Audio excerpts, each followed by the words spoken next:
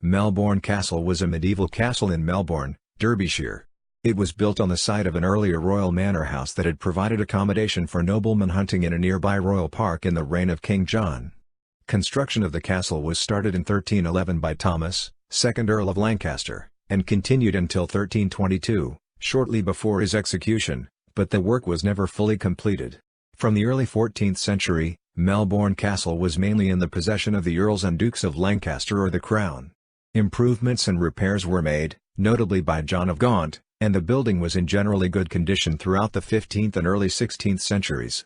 John I, Duke of Bourbon, was kept at Melbourne for 19 years after his capture at the Battle of Agincourt in 1415, and the castle was considered as a possible prison for Mary, Queen of Scots, although events led to her incarceration elsewhere.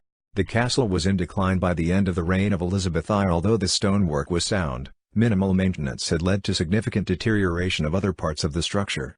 The manor was purchased in 1604 by Henry Hastings, 5th Earl of Huntingdon, who had his own castle in nearby Ashby de la Zouch. The Melbourne property was then demolished and used as a source for building materials. All that remains of Melbourne Castle today is a section of wall about 15 meters 50 feet long and 4 meters 13 feet high and some foundations. Nothing is known of the internal layout of the former building. The ruins are Grade II listed and the site is a scheduled monument. There is no public access to the castle remains. Background: Melbourne is a town in South Derbyshire close to the River Trent, which may have originated as buildings associated with the royal manor to the south of the nearby settlement at Kings Newton. Melbourne Castle was constructed on the site of an earlier manor house of unknown date. There is an old tradition that the manor was originally established in about the year 900, during the reign of Alfred the Great, but there is no evidence for this. As recorded in the Domesday Book, the manor of Melbourne and its lands were the property of King Edward the Confessor prior to the Norman conquest. The property then passed into the hands of William I of England. After creating the Diocese of Carlisle in 1133, Henry I gave the manor for life to Ethelwold, the first bishop. Some time later, the diocese built a palace nearby on the site of what is now Melbourne Hall. When Bishop Ethelwold died in about 1156, the manor reverted to the Crown. A royal hunting park close to Melbourne was probably created by King John around 1200, and the king is known to have stayed at the manor house on at least 5 occasions. John gave the manor and its lands to Hugh Beauchamp, although they appear to have soon reverted to the Crown, being gifted by Henry III to Bishop Walter Mauclerk of Carlisle in about 1230. The estate returned to the Crown on the bishop's death in 1248, and Henry granted the land to his son, Edmund Crouchback, 1st Earl of Lancaster, in 1265.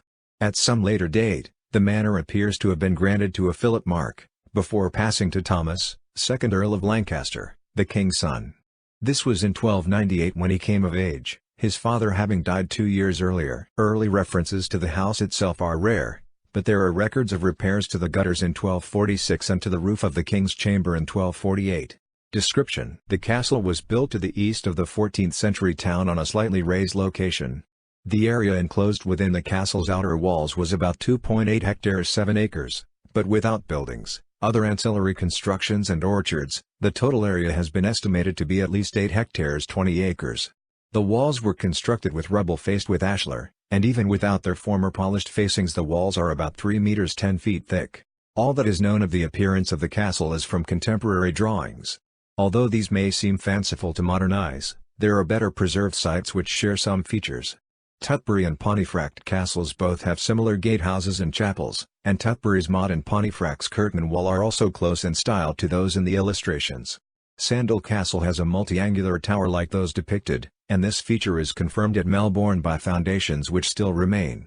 A bakehouse, kitchen and chapel are recorded, as well as the hall, great chamber, and drawbridge, but the details of the internal layout for the castle are unknown.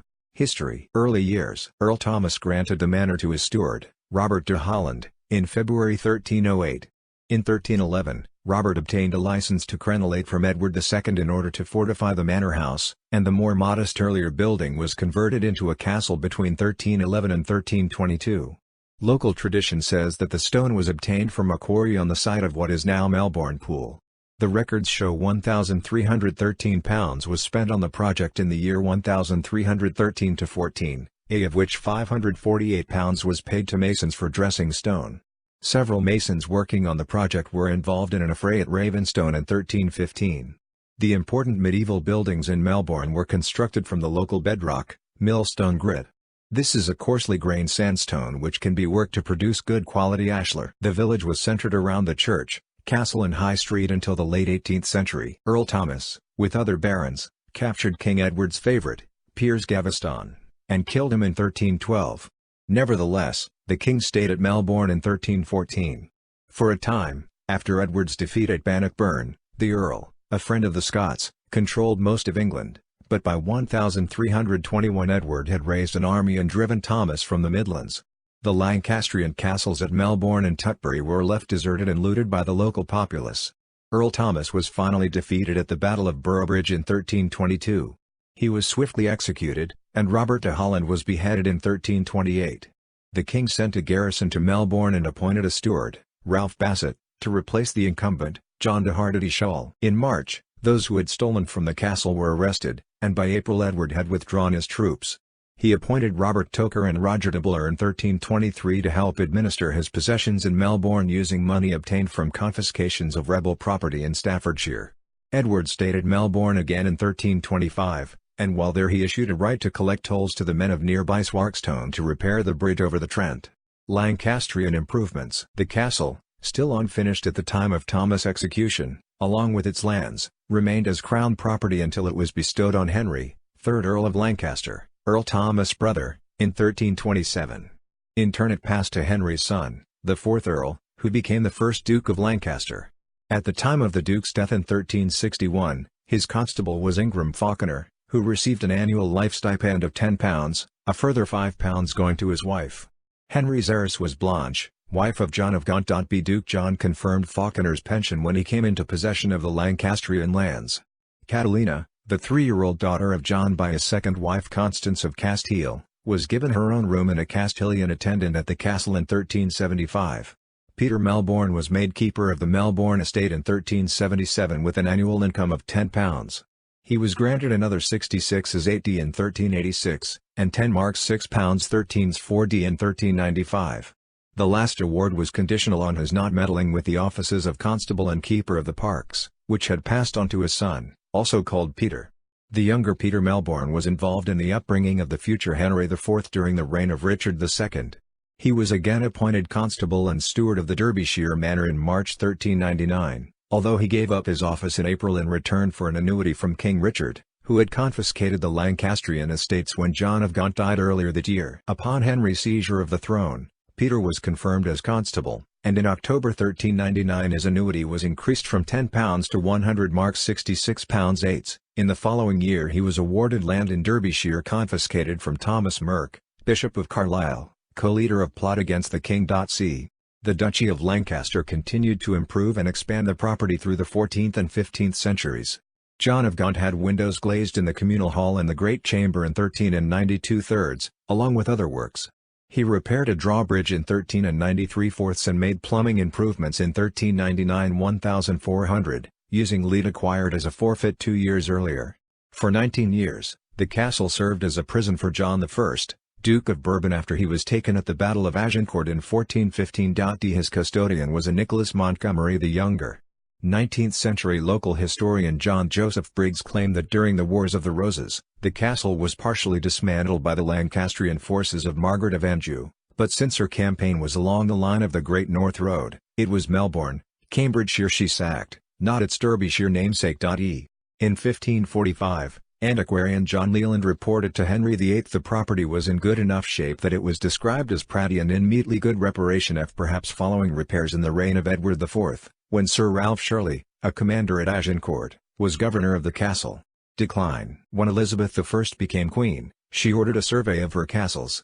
A 1562 report told her that only 10 castles in the north of her realm were worth keeping. Melbourne was not one of these. A further survey in 1576 reported that, although the stonework was in good condition apart from one chimney and window, the timbers were perished, the lead roof was full of holes, one kitchen was on the verge of collapse, and another needed its floor replacing. In the same year, George Talbot, 6th Earl of Shrewsbury, wrote to the Queen to assure her that the castle was in good condition, worth £1,000, and could be repaired for £100. Since he was responsible for keeping the imprisoned Mary, Queen of Scots, and her 140 retainers, he hoped to get her moved to Melbourne. In 1583, the castle was inspected again to see if it was suitable to house the captive queen. Although the rooms were sufficient in number and quality, the unfinished building was deemed imperfect at every corner.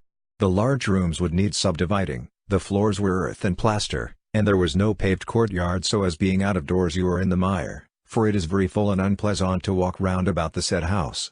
In 1584, Queen Elizabeth finally decided to move Mary to Melbourne, only for the plan to be abandoned following the Babington plot to assassinate the English Queen and place her Scottish cousin on the throne. In 1597, the castle was being used as a cattle pound, although a survey in 1602 assured Elizabeth that it was a fair and ancient castle, which Her Majesty keepeth in her own hands. The constable's annual fee of £10 was the same as that paid to Ingram Falconer 140 years earlier. The castle and lands were bought for £4,700 in 1604, by Henry Hastings, 5th Earl of Huntingdon, whose family seat at Ashby de la Zouch Castle was just 11 kilometres 7 miles away. Melbourne Castle was destroyed between 1610 and 1637 so that its materials could be used in other construction. By 1629, it is likely that all the worked stone above ground level had been removed. Sir John Coke of Melbourne Hall obtained permission from the Bishop of Carlisle in that year to quarry stone from the castle foundations. Some of the facing stones were used to repair the weir at King's Mill, seen by some at the time to fulfill the words of a local prophet that the waters of the Trent should overflow the towers of Melbourne Castle. The Hastings estate was gradually sold off, and the castle site was sold by Earl Moira in 1811. Ruins and Archaeology. A section of rubble wall about 15 meters 50 feet long and 4 meters 13 feet high remains, incorporated into an outbuilding of the adjacent farm on its north side. The ruins and the later farmhouse are jointly Grade II listed, and the castle remains are designated as a scheduled monument. The area to the south of the wall has been excavated to reveal the ashlar bases of 2 polygonal towers.